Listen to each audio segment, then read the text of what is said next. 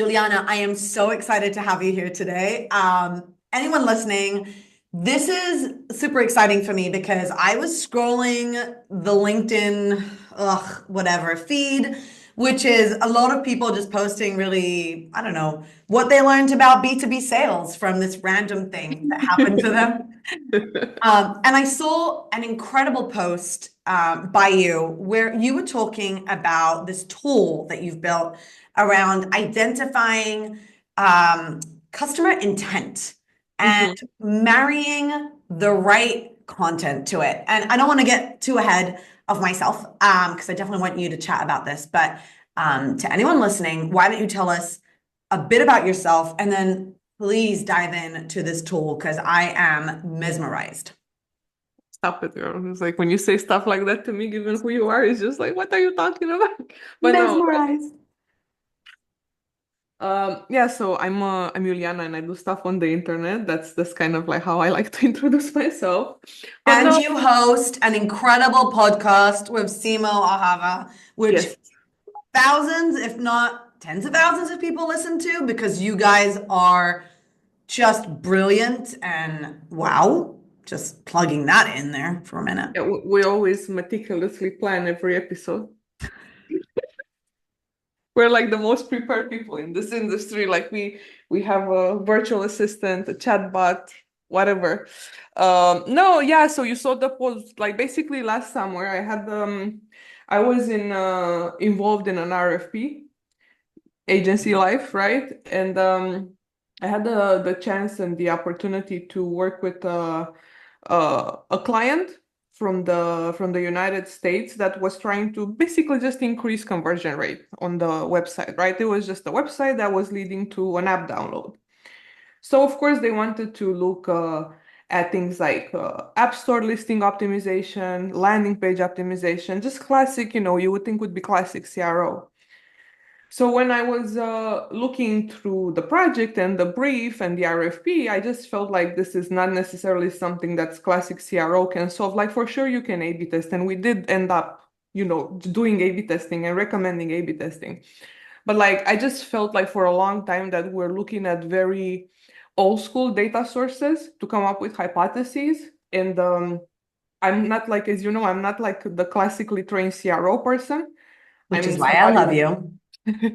yeah, like I'm not an A/B testing CRO person. I do it as part of something bigger, right? And because I've been in digital marketing for 14 fucking years, I always like CRO and A/B testing was just part of something else. It was SEO and where it was product or it was growth and so on. So when we were thinking about how to optimize these landing pages and these product pages that we have, I was talking to Krasimir with my colleague from data science, and I said to him, like, I'm really tired of the classic heuristic evaluations and UX audits, like how many cosmetic changes can you do? And the website actually looked pretty good. For sure, there's always stuff you can improve and optimize. So I said to him, what if we look at what people feel regarding their brand and their products before they actually reach the website? Like, to what extent the intent that people have meets the content that is on the website. And people know, like, there's tools like SEMrush, for instance, that do intent classification into informational, transactional, navigational, and commercial, I think. But of course, it's a third-party tool. And I love third-party tools, of course, like everybody else. But the thing with third-party tools is they're never going to be fully specialized and contextualized in the business model that the client is. So in this case, this was a finance, a fintech app. So this is a very different industry and it's very regulated, and the branding and the voice needs to be very specific. It's not gonna be the same as an e-commerce or a retail or like a mom and dad shop. So when I started working on this, and obviously we were very lucky to work with a client that was super like excited about this too. We actually used the Google Search Console as a data source, and Huh. we all their search queries, and we classified them using a small language model to understand what is the intent, but then went even deeper to understand what are the topics and the patterns that exist within searches. And like what we were trying to, visualize was what are people searching for and what is the emotion attached to it. And a lot of times when we search online, when you actually write a search, you put feelings into it, right? You put Yes. emotions. So it's kind of like, like this goes into your sphere and what you've been always talking about. So that's kind of like how we did. And this is where I came up with the idea. I was like, you know what? Like this is actually us measuring content market fit. Because for sure you have product market fit, you have message market fit. There's so many fits out there. But when I say content, I don't think about blog posts or LinkedIn posts or social. When I say content, I'm talking about what is on the website. Is it copy? Is it images? Is design? Is navigation? Is structure? Is experience? So everything that's delivered by a platform is content. So to what extent all the building blocks of your website respond to what the market wants? So we were able to do that by measuring if the intent is met in the existing content. We created this metric called the similarity, which is of course something proprietary that I cannot say how we built, but that's how we are calculating it. So we are using that metric right now for A/B tests, because if that metric improves, that's actually showing a larger improvement versus just looking at the conversion rate or download or something like that. So I that's love this. idea. I love this for a few reasons. Two. One is emotion, which I will get to Yeah. in a second. And the second is smart A/B testing. So the first one for emotion, obviously, because obviously I talk about this a lot, but Yeah.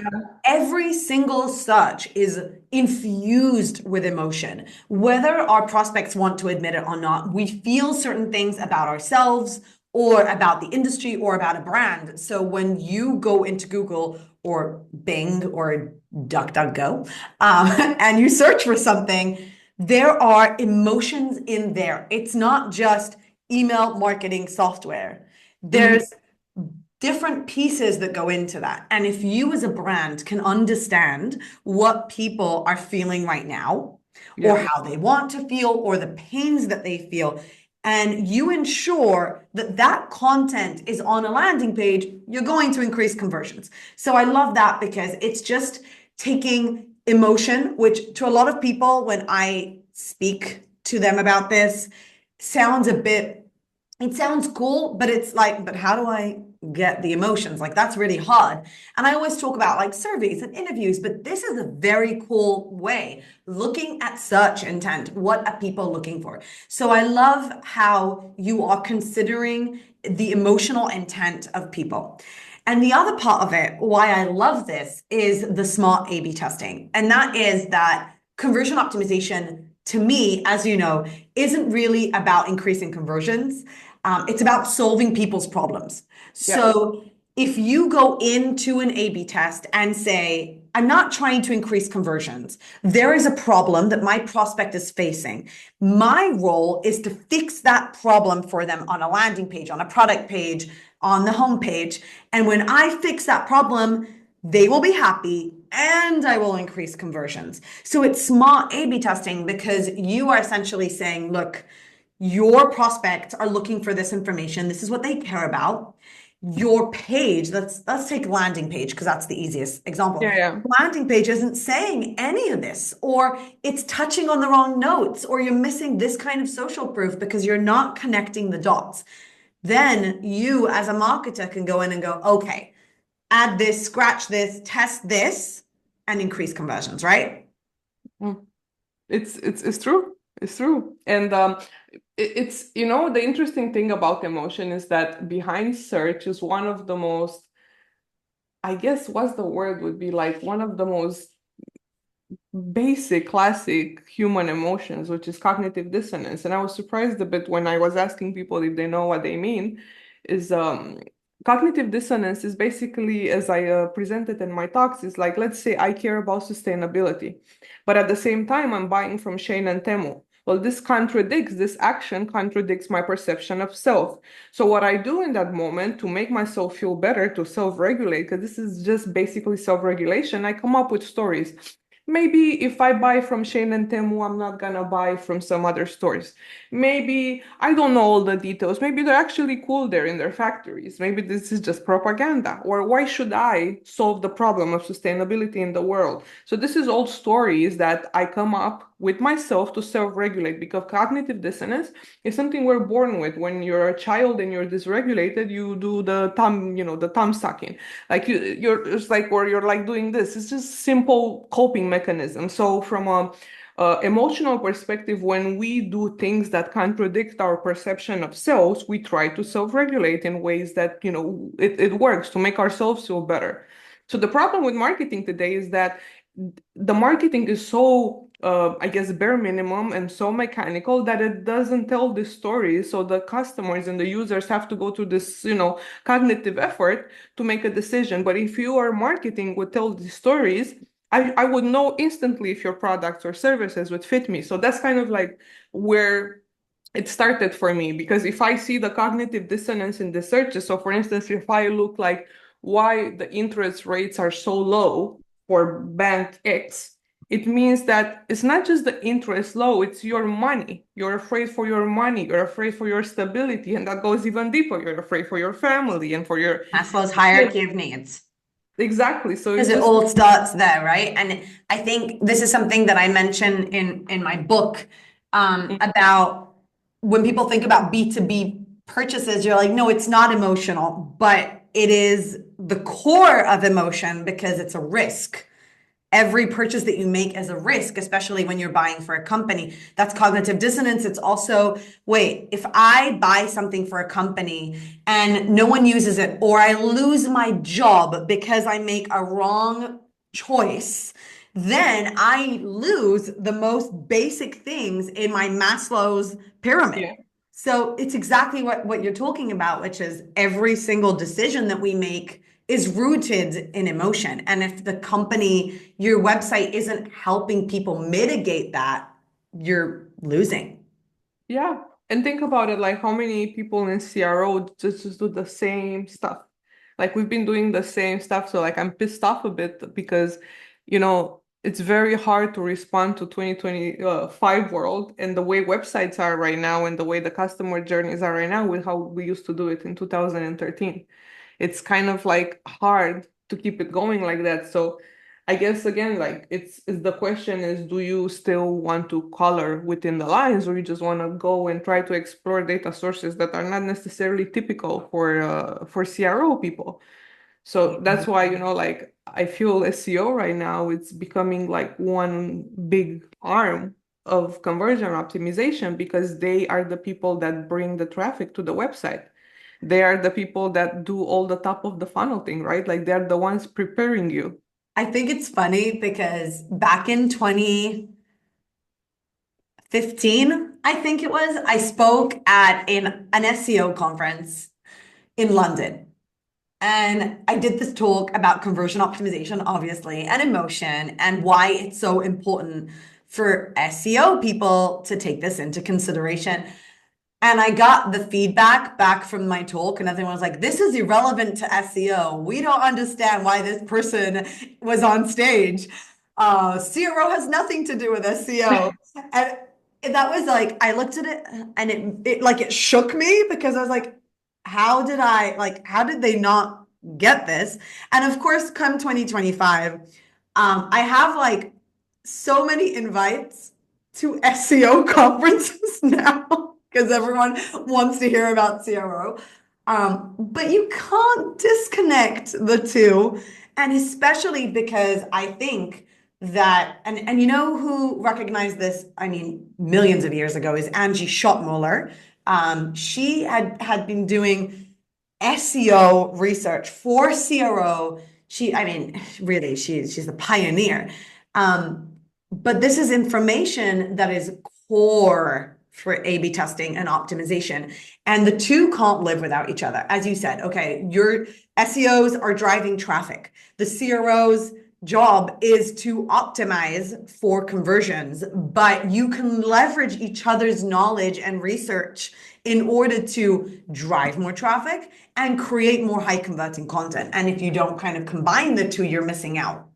100%. And think about it, like when we do UX audits, we're always looking at page load or page speed, right? So that's also a SEO thing, if you think about it, because they do the same thing. It's like there's so many places that we should be working together for sure. That doesn't mean everything should be like this, because sometimes, of course, we will do things differently, but at the same time, how are we gonna move further if we don't kind of lock down on the same things? Because um, I said before, like the way we build hypotheses today is very old. Like it's very old school. I think Yeah.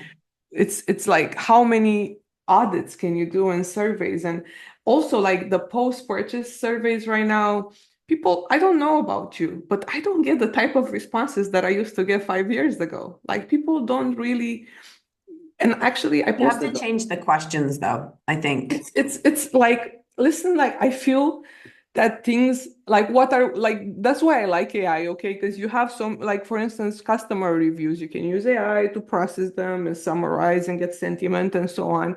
It's not going to replace the fact that you do a customer interview and actually talk to a human being, but I just feel like people are not that much open to that as they used to be before. And the reason why I think that happens is not because people don't want to, but I think it's much easier for them to just go online and express themselves and go on Reddit and go on all these platforms where you can share your experiences with different products and services. And I can give you like a practical example. I just got yesterday the state of mobile report from Sensor Tower. It's this huge report that they launch every year. And I was looking that, and let me get these numbers right, because I have it right here. Like on average, people spend 3.5 hours per day on their phone. Oh my God. So I have it here. So average time spent per user globally, right? 3.5 hours. So Wow. imagine that they are on the phone, not just to play video games, or it's just the brain rot. Obviously, you scroll, you look at different stuff.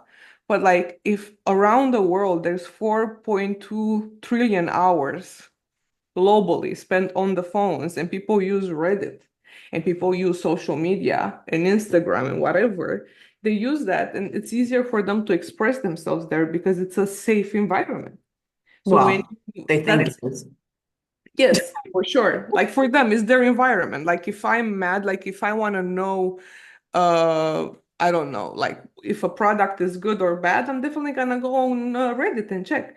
Like I let's say as I give this example, you search for a tool that you need, you're gonna have the first results are gonna be from the companies, the paid search, then you're gonna have those shitty blog posts like top 20 tools for this, and number one is gonna shock you. And then on the on the third, as you scroll down, you actually get to Reddit, you get to Yeah. Quora, you get to these platforms. So what are you gonna choose? You're not gonna go to the company because I've you don't. got Reddit open right now in front of me because I'm doing research. And actually, this week I saw the funniest ad on LinkedIn by Reddit, which I thought was freaking brilliant.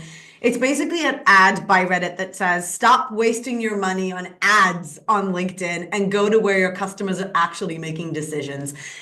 And it is bang on. Like, and this is what I've been trying to explain to so many of our clients too, and anyone who's just listening in on LinkedIn, I guess, that people are on Reddit making decisions on Yeah, like what email software they should get for their company or what brand of shoes they should be buying or what restaurants they should go to in Munich, which is what I'm doing right now.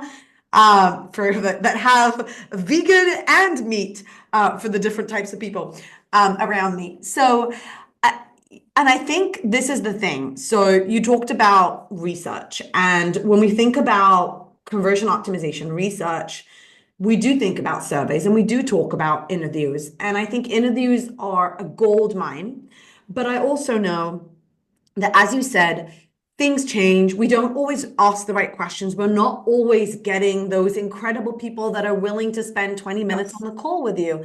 So if you know how to search and where to search, where your audience is, that's going to be killer for you. SparkToro is its entire business model is built on that. Rand and the team have built a product that helps you as a business understand where your audience is spending their time, what podcasts they're listening to, what blogs they read, what what they're doing online. And if you understand that, then you can understand search intent. Then you can go and see, okay, I'm going to try and figure out how my audience makes a decision on whether they're going to buy my accounting software or not.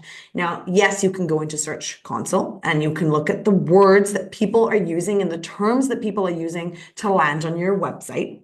And that will also help you understand stages of awareness. Where are they? Are they in discovery mode? Are they trying to buy?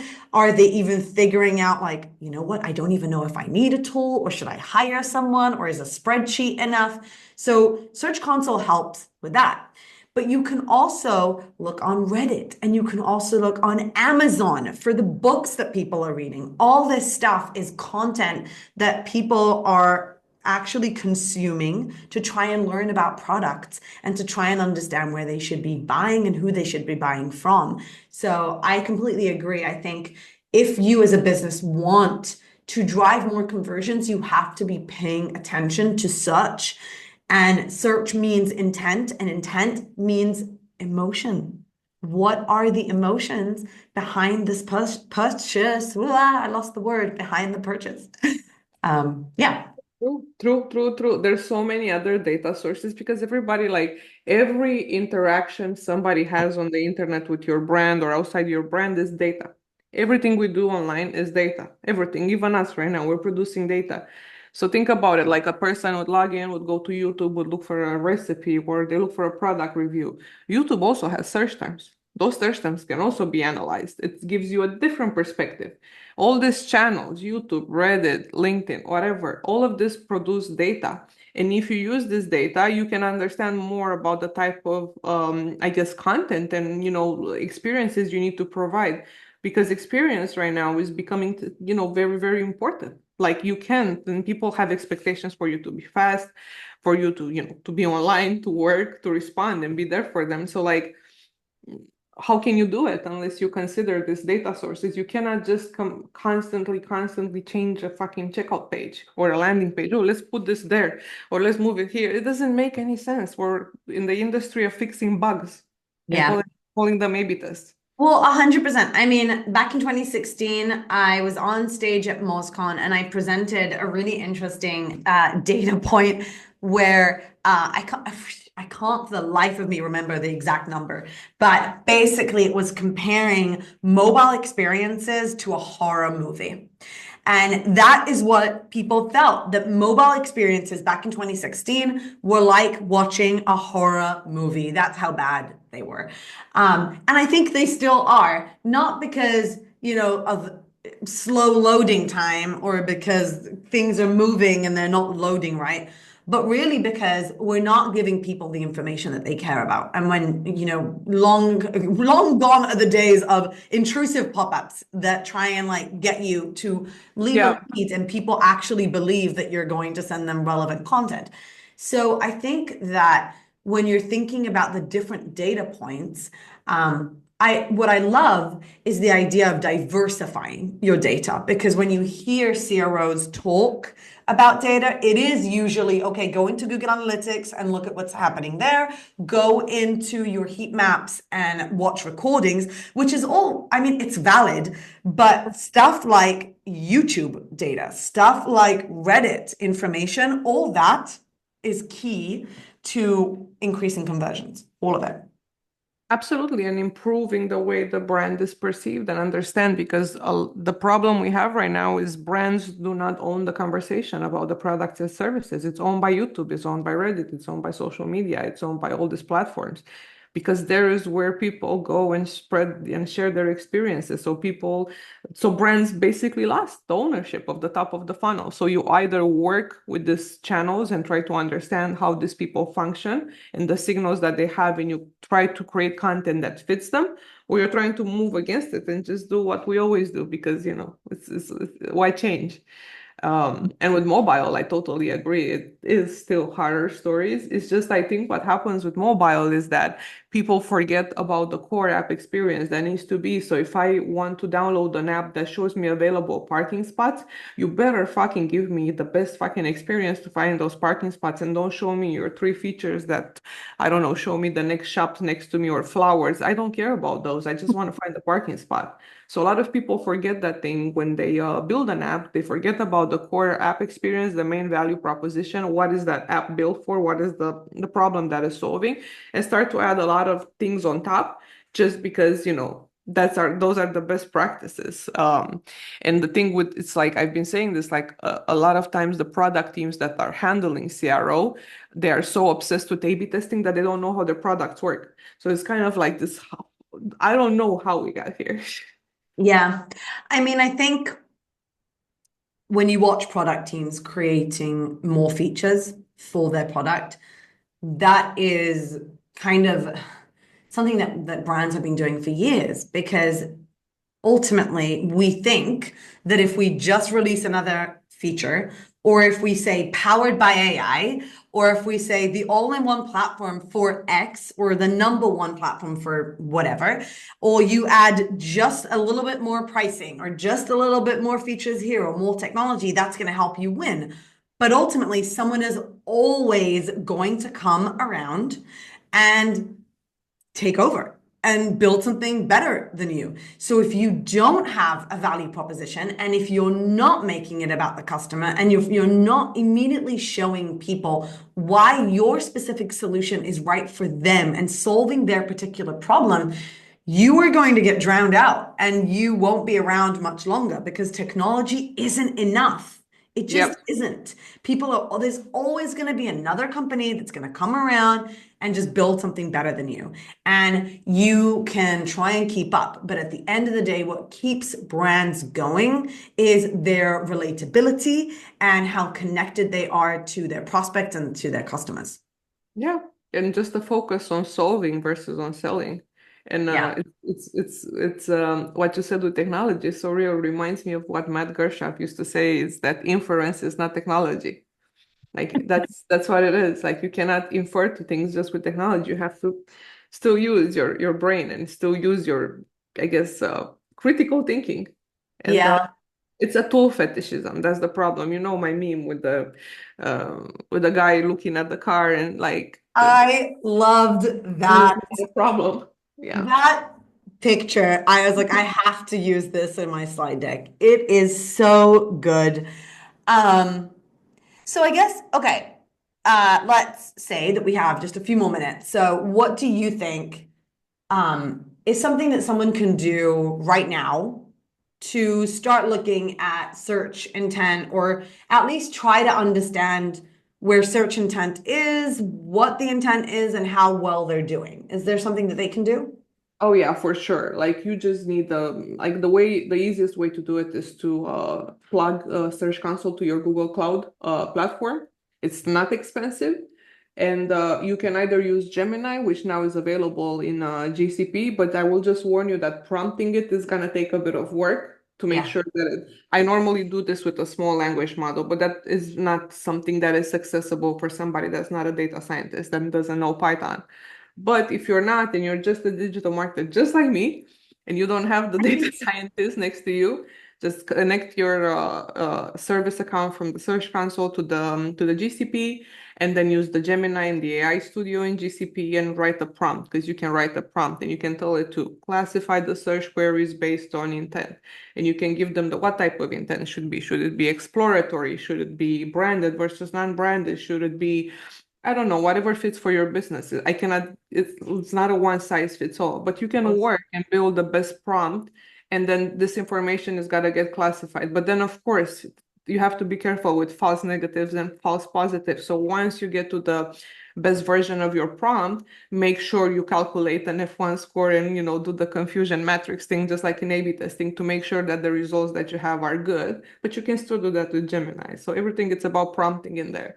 So yes, you can do that. And it's a good way to build hypotheses, like just go a bit outside your comfort zone and hug an SEO person. Okay.